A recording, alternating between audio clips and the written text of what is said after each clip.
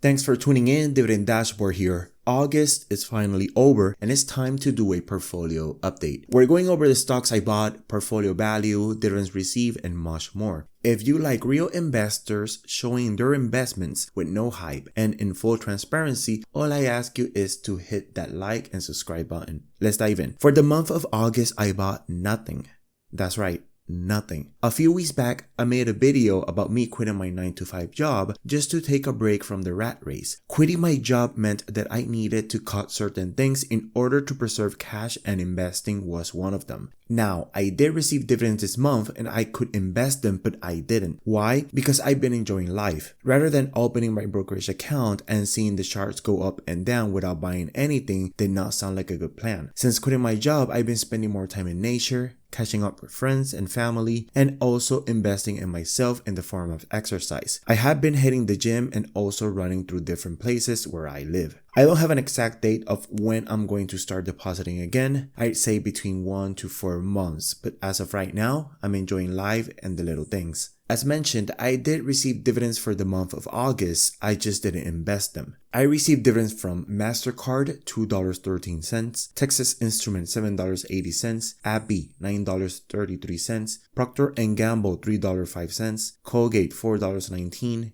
Realty Income, $5.76, Apple, $1.17, Starbucks, $10.45, and Clorox, $6.11, for a total amount of $49.99 received in the month of August. August has been one of my highest paying months in the portfolio, racking up pretty quickly when I had high dividend payers like AT&T, and despite selling that holding, the month was able to maintain a decent payout. It started with $3.60, then $13.14, $29.81 in 2022, $53.86 in 2023. That was the year I was heavy on AT&T stock and then sold mid-year. And in 2024, $49.99. Moving to the portfolio value, we have a value of $23,563.43 with $56 in buying power. A dividend yield of 2.82%, which translates to $547.81 in projected annual dividends. The portfolio remains at 23 holdings. I'm impressed that the portfolio went up in value despite not contributing a single dollar. This is because before quitting my job, I was investing in companies that were beaten up by investors. Companies that I thought they were going through an overreaction of selling. As time went on and those emotions faded, the companies recovered. As we move on, you will see what I'm talking about. The performance of the portfolio has been decent. Not market beating returns though. Year to date, the portfolio is 11.93%, while the market is around 18%. Roughly a 6% difference. Showing you my 23 holdings, we have a variety of growth and blue chip companies. I know 23 holdings is a lot to some investors. I do plan to do a slight reconstruction and will let you guys know in full transparency when that happens. Before quitting my 9-to-5, I was working on increasing my allocation in Visa, MasterCard, and Google. Combined, those three takes around 15% of the portfolio. I want them to be core holdings, and as soon as I start contributing, I plan to add more. Hershey remains the largest holding with 11.95%. The allocation is being reduced due to the other holdings recovering in price. At one point, Hershey's took over 14% of the portfolio, so it's balancing itself without doing any sort of selling. Overall, this is a decent portfolio that will do okay over a long period of time. Remember, all investors have different goals and you do not need to beat the market to accomplish them, even though that would be the ideal scenario. Now, looking at the annual dividend received per holding, we got several holdings that pay me about $20 yearly. We do have some notable outliers like Hershey's and Realty Income paying a huge chunk of the dividends I receive. Other high-paying companies like Starbucks, DOT Realty, AbbVie, and Texas Instruments are chiming in together. In the future, I plan to buy a lot of Google, Visa, and MasterCard, so you will see that their chart will be going up as they are important holdings for the future of my portfolio. Looking at the total return of my holdings, I want to remind you that I am not currently depositing into the portfolio. However, the portfolio went up in value by around 1,000. This is because some positions recovered. For example, I was down with Hershey's by 20%. With Nike, I was down around 15%. Realty Income, I was down around 15% as well.